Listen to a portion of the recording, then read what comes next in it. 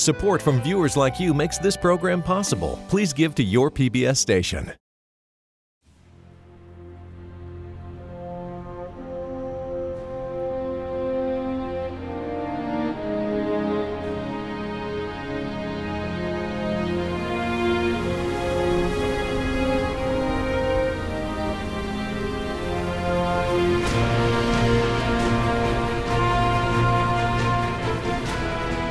The year is 1220. It is the height of the Crusades. Muslims and Christians have been fighting one another in a war that has lasted for over 120 years. Tens of thousands of Christian soldiers are trapped and dying on a flooded field in Egypt. The opposing Muslim army blocks their only escape. St. Francis of Assisi and the Sultan of Egypt, Mohammed al-Kamil, have defied the angry times and human nature itself to cross the bloody battle lines and meet each other. But will it make a difference? How does anyone stop a seemingly endless conflict?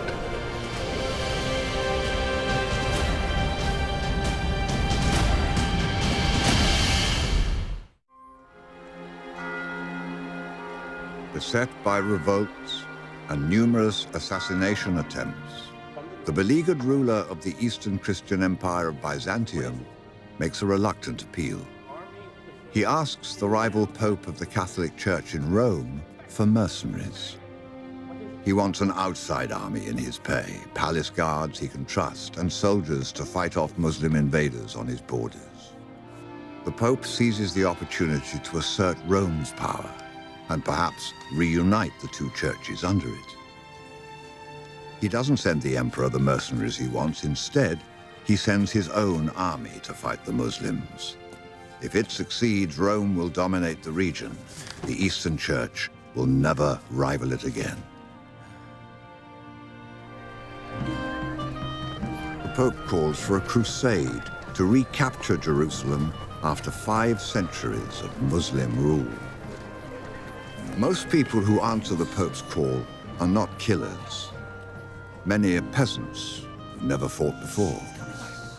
We know that from some developmental psychology that children have this tendency towards empathy towards others, that they have a tendency to behave altruistically towards others, that they have kind of the underpinnings of morality and justice. And all of these things help a society remain together. If you have all of these psychological tendencies that are preventing you from harming others, how do you motivate people to fight against other humans? One of the most common ways is through dehumanization. Your brethren who live in the East are in urgent need of your help.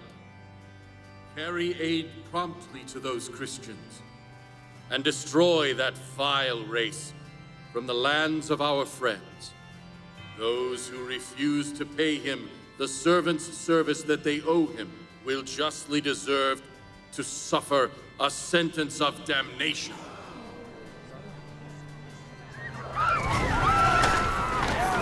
What you unleash then is a certain religious fervor. We are going to take our holy sites from these non-believers. Of course, non-believers are thrown into one category, which would include Jews. Crusades' first victims are not Muslims. They are the Jews of Europe. There's nothing special about the teachings of religion that's driving conflict. Evidence is starting to show that the psychological tendencies that drive conflict are a complex combination of processes in the brain.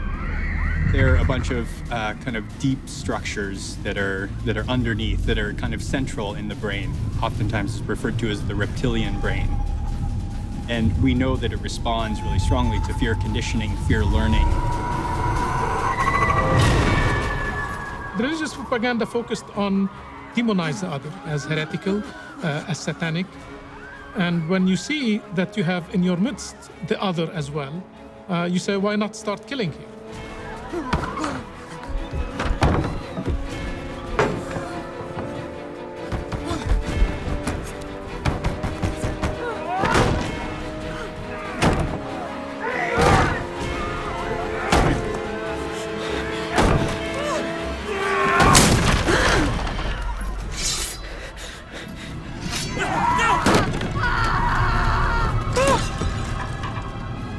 Templars were very puzzled as to why some of the Crusaders attacked the Jewish communities.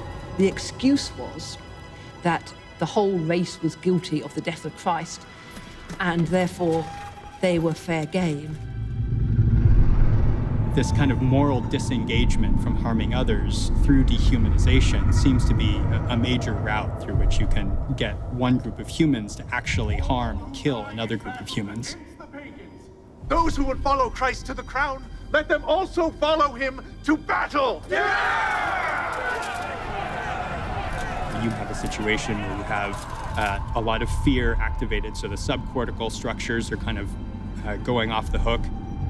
It's very strong. It has a powerful effect on our behaviors and can flip immediately. So as the Crusaders make their way across Europe, they're not distinguishing between the Muslims who have captured the holy sites in Palestine and the Jews who lived amongst them in Europe. So all, quote-unquote, non-believers, including schismatic Christians, are the targets. When the Crusaders come into Jerusalem, Christians are killed along with Jews and Muslims. No one is distinguished from the other. As far as they were concerned, they were all wearing strange clothes, people of a strange culture, so they must all be our enemies. The cries of battle fade. Silence descends on the conquered city. But it is not the end of violence. It is only the beginning. Christians and Muslims battle back and forth over Jerusalem for almost 90 years. In 1187, troops commanded by the famous Muslim leader Salah ad-Din retake the city. Jerusalem is no longer under Christian control. In the glow of this victory, Salah ad-Din's young nephew prepares to be a leader himself one day. His name is Muhammad al-Kamil. More than Jerusalem will be at stake when he becomes Sultan. The very future of Islam will be in his hands. Even as a child, al-Kamil stands out. He loved philosophy, mathematics, learning, and of course studying his own faith. Typically, a traditional Islamic education would begin with memorization of the Quran. And the Quran, as Muslims believe it, is the eternal, uncreated word of God. A childhood filled with so many expectations can be lonely. Al-Kamil's mother eases the demands. The Quran speaks to religious communities other than the community of Muhammad. The Quran speaks to Jews and Christians who are children of Abraham, who share the faith in the one God. No compulsion? No compulsion is to be on them. We have significant theological and practical differences, but we harness those differences to compete with one another, not in animosity, but towards the common good of all. He grew up with a great love of learning. It was certainly part of the royal court for him to be trained to be the leader of Egypt.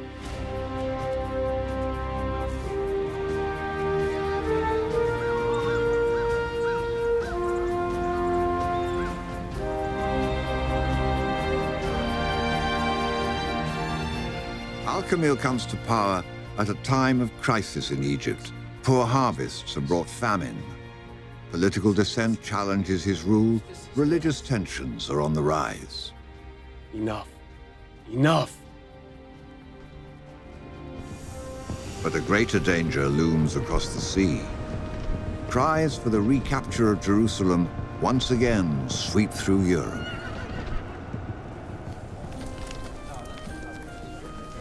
In the markets and streets and taverns, a romanticized view of war takes hold. Many dream about the glories of battle and are eager for the coming conflict. One of them is a young man named Francis, from a small Italian town called Assisi. As a young man, Francis is what we might call a bon vivant, a man around town. His social activities are hanging out with his friends, probably going around Assisi, making a little bit of trouble. Drinks for everyone! Although he was a member of the middle class, and his father being the merchant, Francis also had pretensions of the class above him, the aristocracy, the nobility. He liked to dress in fine clothing. He liked the panoply of being a knight, the armor, the weaponry. He was like a knight wannabe. Petty wars between Italian city-states were common. When one erupts between Assisi and a neighboring city, Francis eagerly joins.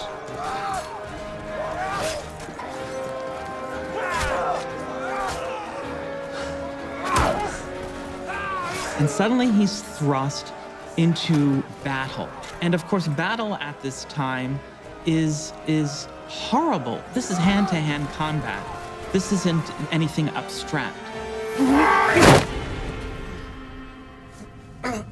Since Francis is from a wealthy family, he's taken prisoner and held for ransom.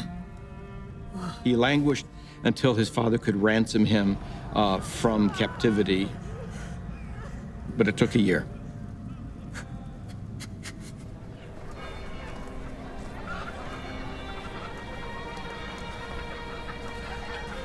Francis leaves that imprisonment after a year as a shattered and hollowed out young man.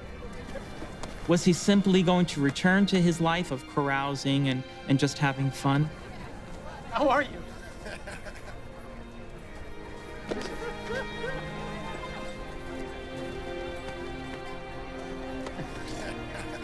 What are you doing?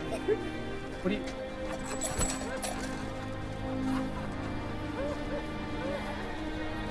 What was his life to be about? What was he being called to?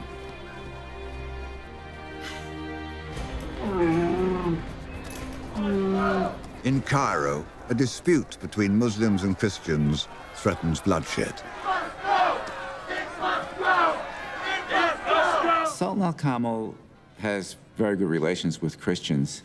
On one occasion, there was a dispute about whether a mosque or a church should be built on a certain site. A mob in Egypt wanted to build a mosque next to the most holy Christian church in Cairo. It must go. A mosque once stood here. It must be rebuilt.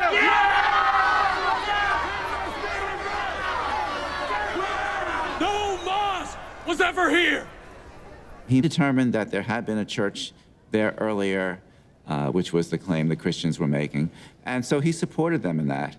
You are looking for excuses to justify a wrong. It must be rebuilt. No, no, it must be rebuilt. It must go.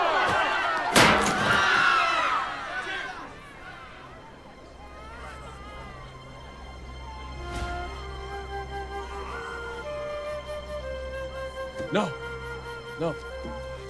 When the mobs were throwing stones at him, he didn't react violently. He didn't ask his bodyguards to go and kill them. God created us separate nations so that we could learn from one another and become better in what we are. Not harm one another. Become less.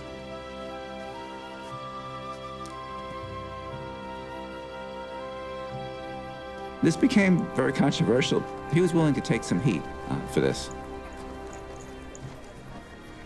The Christians really appreciated that they were being treated fairly.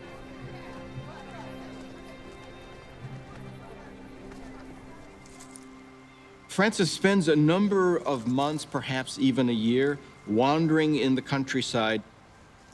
One day he comes to the profound insight of his life, which will be the foundation for the rest of his life and his spirituality and of his own order. Leprosy was a common and much feared disease in the Middle Ages. Francis had an abhorrence of lepers.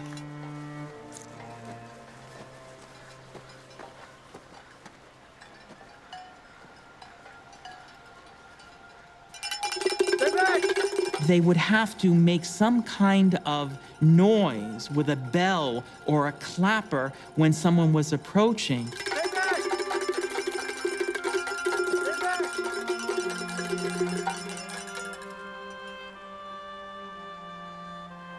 He realizes, perhaps the first time in his life, these are genuinely suffering human beings, men and women, like himself. This then becomes the foundational insight. Every man and woman, without exception in creation, is a brother and a sister, one to another, constituting a commonality that we all share with each other.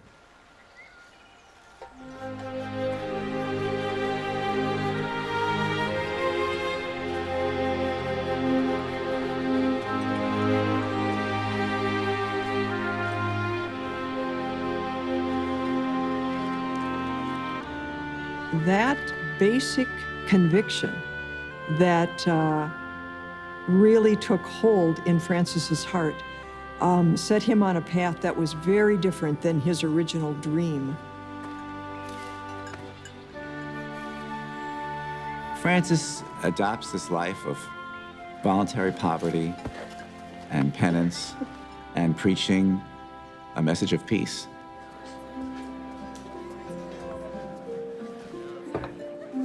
Gradually, there's other young men in his town who see the wisdom of this and are attracted to it because they also want to drop out of the cycle of violence that is afflicting them. Where there is darkness going on, light is going to go.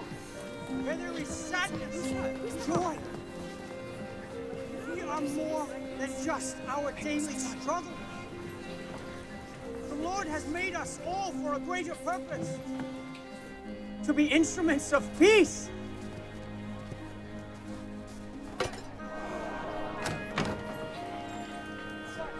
Where there is doubt, faith, it is in giving that we receive.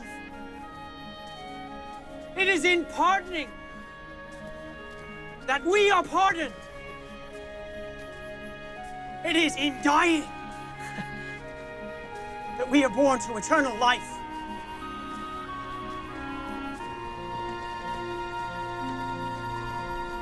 There was a tremendous response to living in the world in this way. And little by little, a number of people followed Francis. Francis travels the country, preaching about the Lord of Love. But the medieval church still holds to the vision of a ferocious, vengeful God who summons believers to war.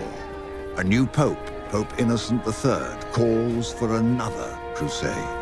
Every day, during the celebration of Mass, when the time has come, before the kiss of peace, the priest should say to their flocks, God, we humbly beseech thee, to snatch this land from our enemy!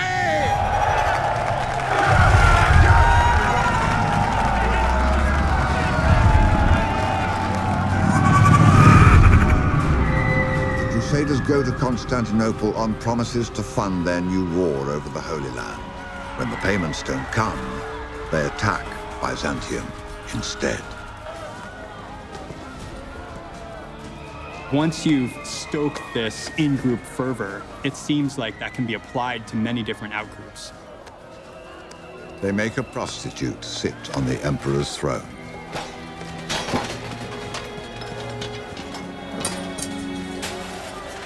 They tried to sell this whole idea to the Pope by saying, oh, now we hold Constantinople, we've also restored it to the true Holy Catholic faith. Those fools! The Pope wasn't really buying this, but he had to make the best of a bad job. Pope Innocent III explicitly banned attacks on Christian communities. But with Constantinople in ruins, he decides to assert Rome's authority. He dispatches a trusted cardinal named Pelagius to take control. Cardinal Pelagius was sent as the Pope's legate, and he was sent to solidify the gains of the Latin Christian Church, the Roman Church, against the Greek clergy who wanted to return to their own city. He wears these scarlet robes, which was something new at the time, because that's the color of the martyrs that he's adopted. What has happened here is a travesty. Don't speak until given permission. Such behavior. Tell him to tell his priests that they are subject to the one true Pope, His Holiness in Rome. What right Tell do you have? him that the only words I want to hear from him are the names of those priests who ignore this. That is all. He was known to be a hard-nosed, intransigent supporter of the papal policy. In other words, it was the supremacy of the Latin Church over any competitors, be they the Greek Church, be they Islam. No one speaks unless Pelagius first gives permission. Understand? Go.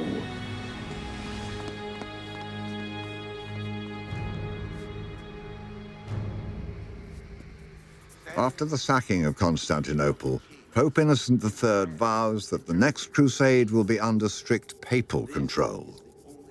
He sends an order to the priests throughout Europe to recruit a new army. One of the most successful preachers was a German priest named Oliver of Paderborn. He was a cleric. He was involved in preaching the crusade, a very intelligent man, very pious man. He was also technically minded because he designed some of the war machines used during the crusade. A strategic decision was made by the Christian leadership to attack Egypt. If we could control that trade route, we would be rich people. If the Crusaders conquer Egypt, they can easily take Jerusalem. And if powerful Egypt falls, the Muslim Middle East will likely fall with it. Only one thing stands in their way, a fortress city called Damietta, at the mouth of the Nile. The Crusaders could not sail through the Nile unless they took the town. So if you were to control Damietta, you almost control Egypt.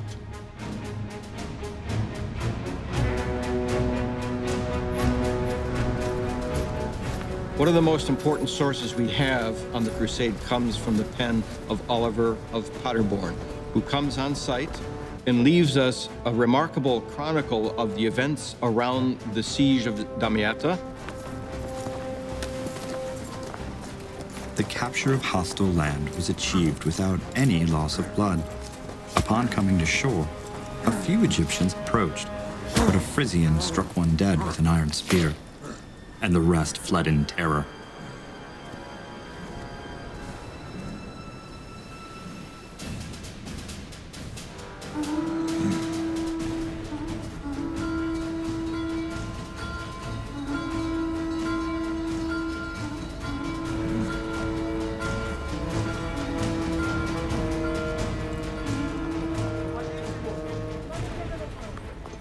News of the invasion reaches Cairo.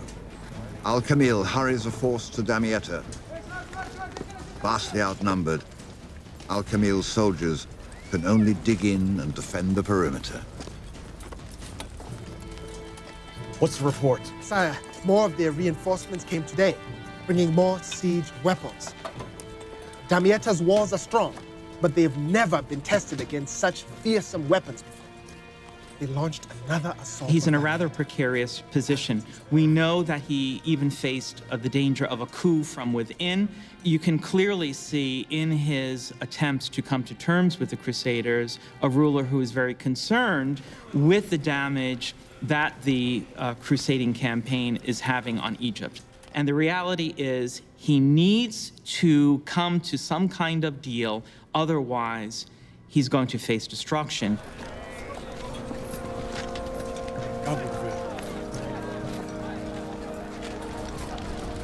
The war racks Egypt for 2 years. During this time, Francis is preaching the gospel and growing his movement across Europe. Now he wants to bring his message of peace to the crusade. He travels to Damietta with another friar named Illuminato. Francis tells us that he clearly heard God asking him to be a peacemaker in this world, a peacemaker in the manner of Jesus Christ. Francis realized that the message he was given to promote peace in the world necessitated him going to the Muslims. He wants to reach out to these people who were supposed to be the great enemies of Christendom. I just have to say, Francis thought big.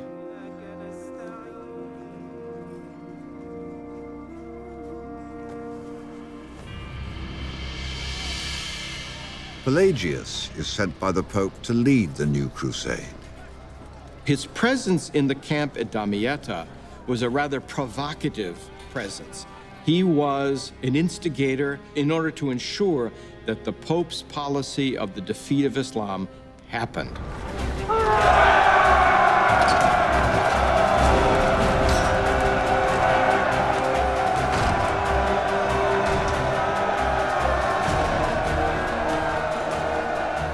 Soon after arriving, Francis faces his first test.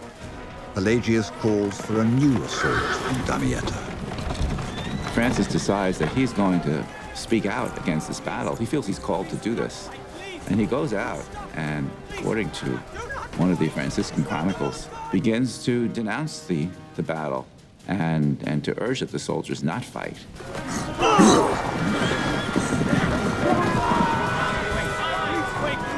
The saint leapt to his feet and rushed to the Christians, crying out warnings to save them, forbidding war and threatening disaster. But they took the truth as a joke. They hardened their hearts and refused to turn back.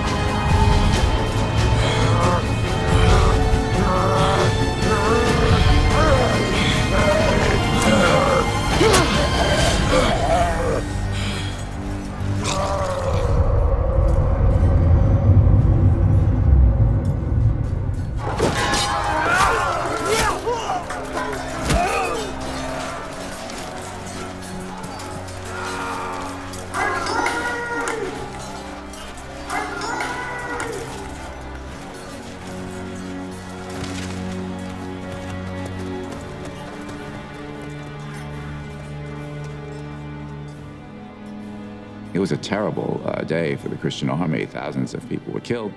Very important people were captured. It was a total disaster.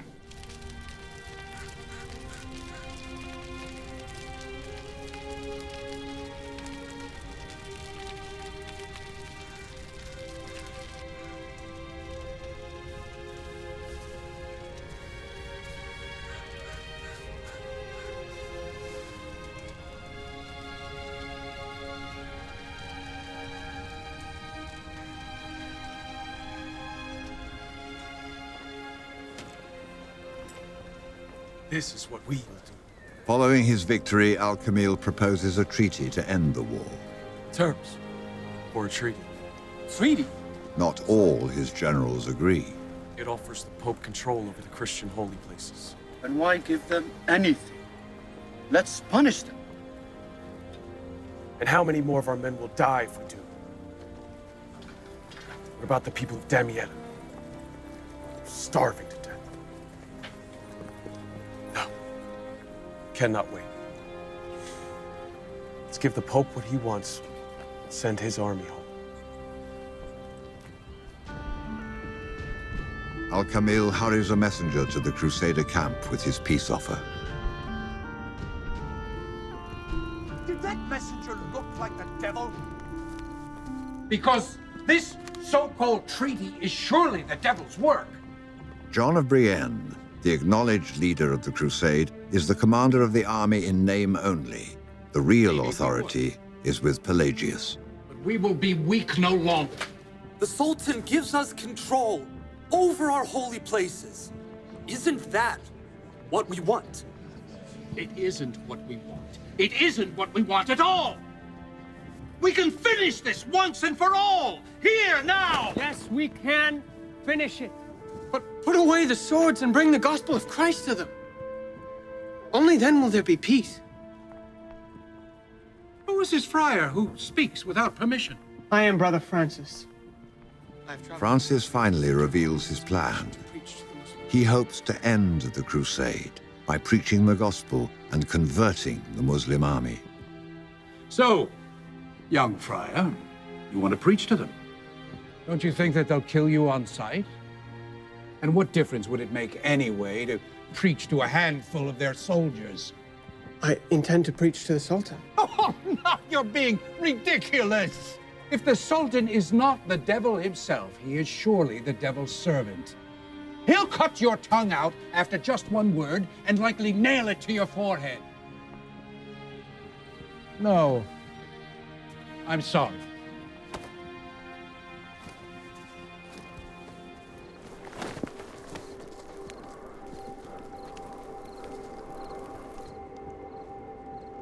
You think his real intention is to martyr himself? Francis may indeed expect to be killed in this effort, but then that would help Pelagius' cause.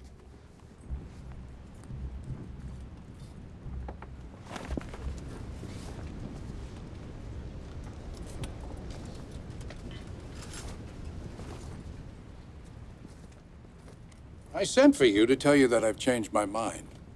You may go. Thank you. Your Holiness, thank you. I will not waver. You have my word. I'm sure that you won't. Thank you.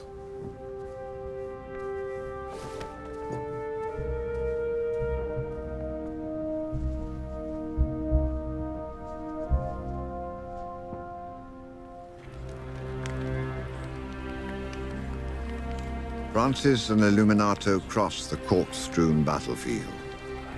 Wait, please! Please! Wait, we're ambassadors! We come in peace! We come in peace! Please! The startled guards almost kill them. Francis shouts that he's an ambassador of Christ. Speak to the Sultan! Maybe this man is bringing news about the Sultan's treaty. Please.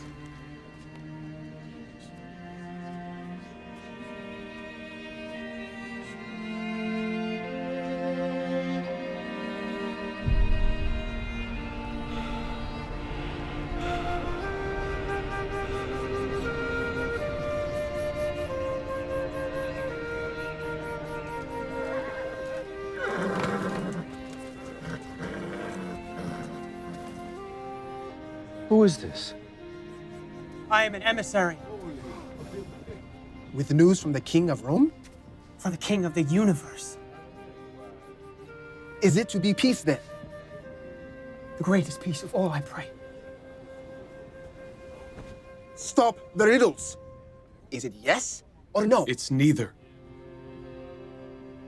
He isn't sent by their leader. Isn't that right? No, I come for Christ. I come to preach. I come for peace. It's an insult. If this is their answer, we should kill them.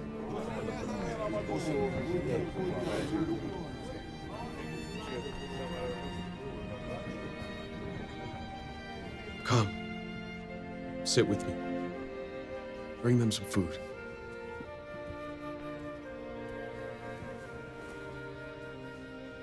I think that Francis must have been surprised at what he experienced among the Muslim people, because the popular notion was that Muslims were heathens. They were considered the enemy, of course, and more strongly, they were considered beasts.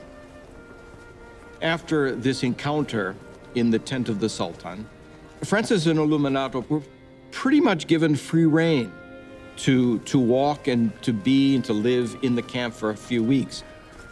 These two were indeed seeking peace in the midst of war, so they were open to being transformed by the person who was allegedly their enemy. One account says that Francis offered to walk through fire to prove the truth of the gospel. The Sultan declined the demonstration, but said that Francis could address his court.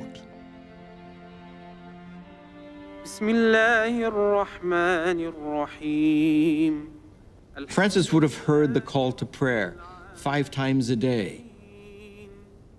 I believe in watching Muslims pray, men and women, 5 times daily, that it really struck Francis unexpectedly. I don't think he was expecting to see this, to know this, but I think it profoundly moved him.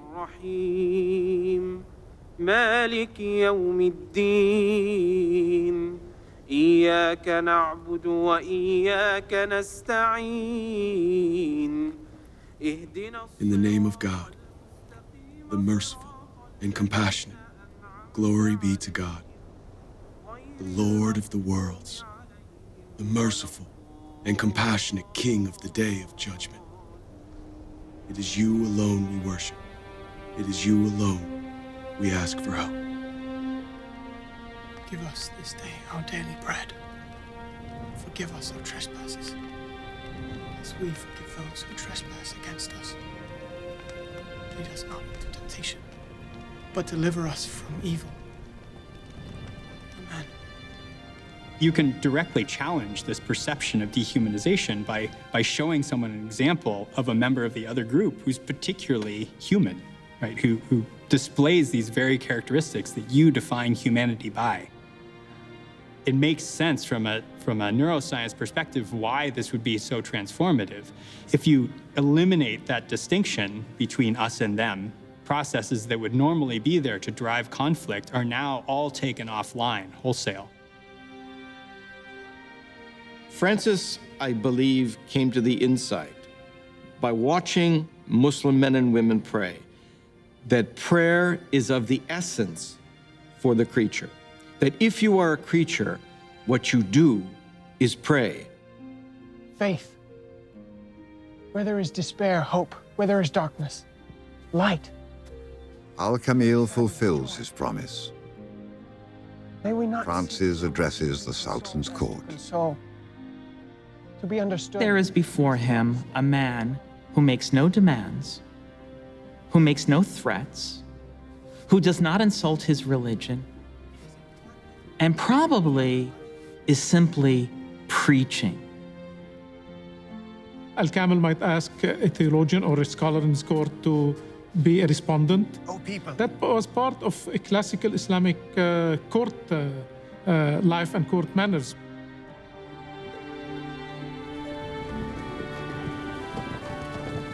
The respect they had for each other spoke volumes to Francis that this indeed was not an enemy. This was not a beast, but this truly was a brother.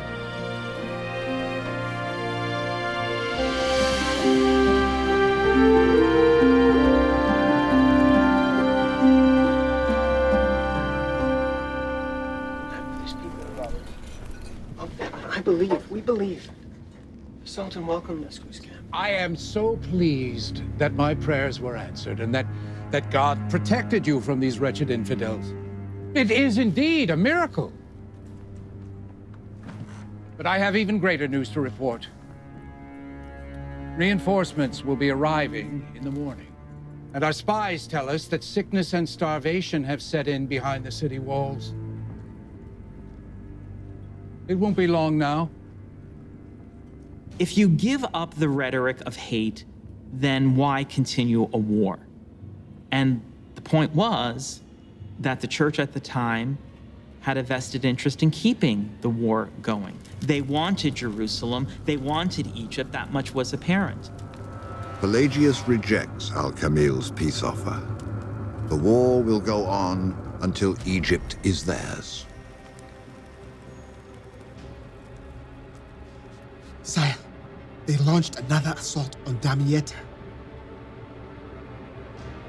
Sire. Assemble the men. I'll lead them. The Crusaders keep besieging Damietta, attacking, being repulsed. It's a stalemate. But little by little, the siege of Damietta is taking its toll on the people inside.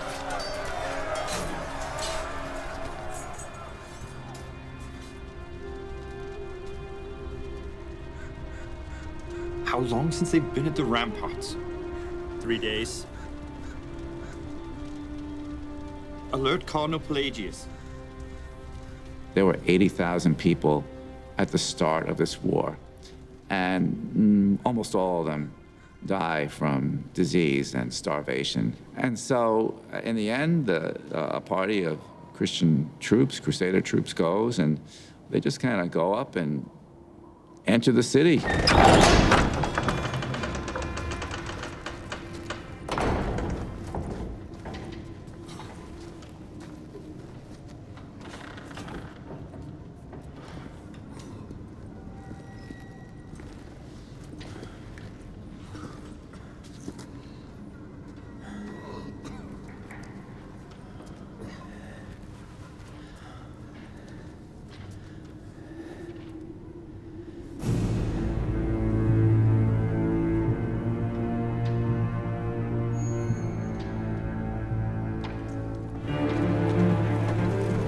With the capture of Damietta, the Crusader army marches on Cairo.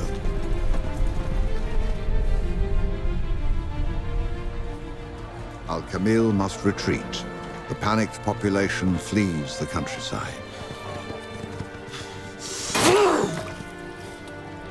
All is lost.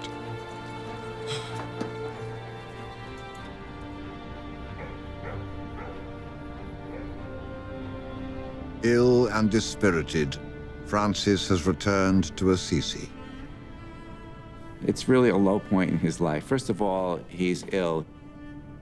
Secondly, he's learned that his order has gone in directions that he disagrees with.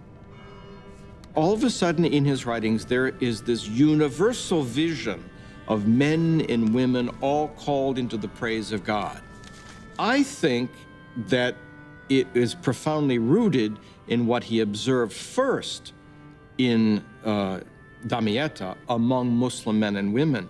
And then this insight gets translated into his own writing to all Christian men and women.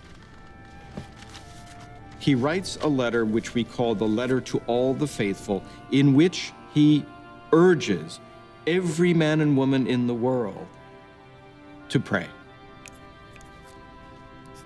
In another letter, he writes, perhaps a herald could go through the town announcing time for prayer. He says that you must make Christians stop every day and pray together wherever they are. The biggest indication that Francis was changed by his encounter with Sultan Al-Kamil is that he rewrote the rule of his order, its code of conduct, its constitution, really, to say to his friars that you can go and live in peace among Muslims. You could not have a saintly figure who is willing to see the goodness in non-Christians. Guard. Pelagius is within a few days' march of Cairo. His only thought now is to defeat Al-Kamil and take Egypt.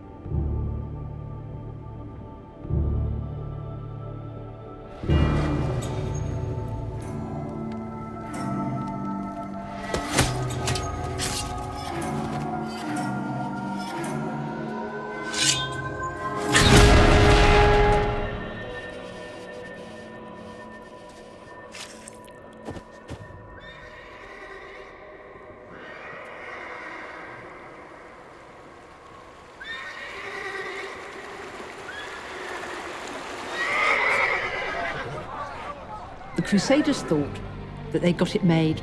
They were marching towards Cairo. What could stop them now?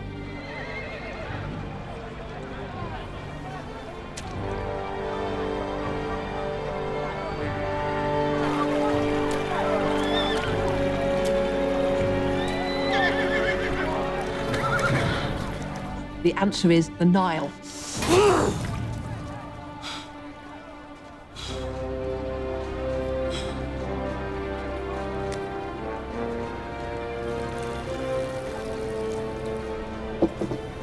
The Nile is rising, and they've made camp here on the floodplain.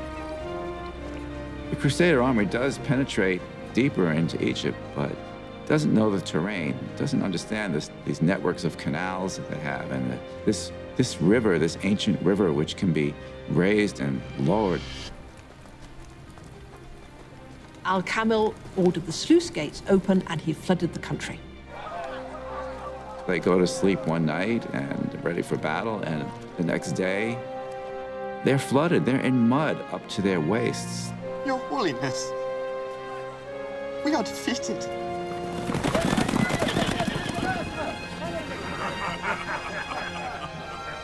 This is it. They've left us no choice. And you know it. All the generals told him, let's go for the kill.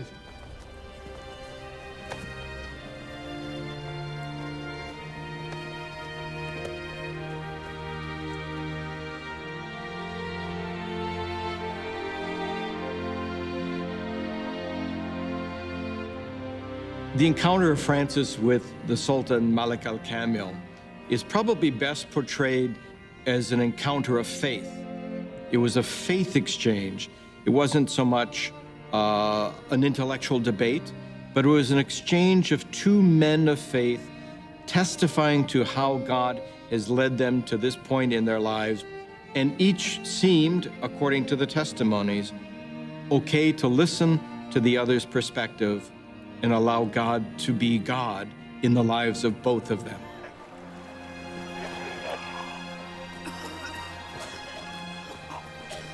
Surrounded by the floodwaters, they must have been going down like flies with plague and all the problems that you have when I've got a large army camped out on flooded ground. They can't fight. They're surrounded. The Muslim army could kill them all at will. He realized that the Crusaders are now in a very dire situation. They had starvations in their camp. They are surrounded by mud. They can't escape. So he orders 50,000 loaves of bread sent to them every day and 1,100 bushels of barley for the animals.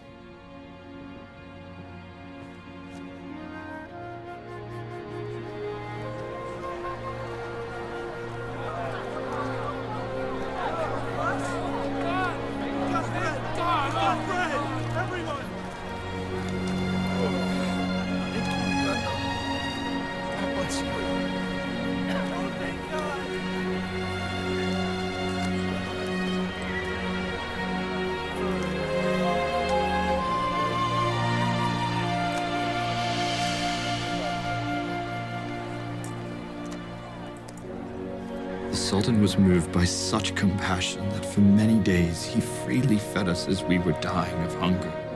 Who can doubt that such kindness, mildness, and mercy proceeded from God?